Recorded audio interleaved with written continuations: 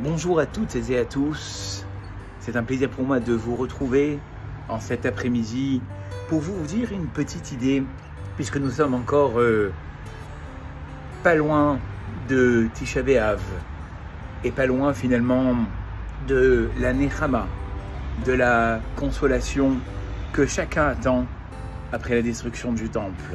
Et vous savez que une des questions qu'on posera après 120 ans à une personne, eh bien c'est Tzipita Yeshua. As-tu espéré la délivrance? Et le Rav Snir Gweta de nous dire que cette délivrance n'est justement pas que par rapport au temple, au Beth Amikdash que nous attendons qu'il soit reconstruit, mais il est également par rapport aux délivrances de chacun, par rapport à la situation que chacun aimerait qu'elle se débloque.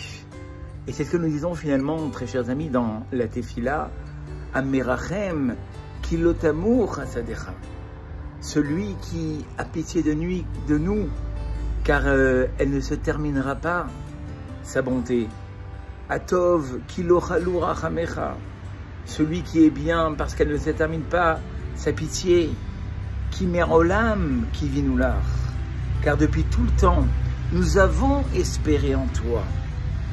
Tel est notre devoir, très chers amis, de ne jamais tomber dans cette fatalité de se dire que finalement, tout est terminé, mais bien au contraire, et c'est ce que nous disons aussi dans les psaumes du matin, Lo bikvuratasu sierpat. Akadosh Baruch Hu, il ne te demande pas combien de chevaux tu as dans ta voiture. Lo beshoke aishirtse. Il ne te demande pas combien de montagnes tu es capable de monter ou combien de buts tu es capable d'inscrire. Rotse Hashem et Yireav. Akadosh Baruch Hu veut ceux qui le craignent. Qui sont ceux qui le craignent, très chers amis? Vous connaissez tous la fin du verset, et Amirchalim lechazdo.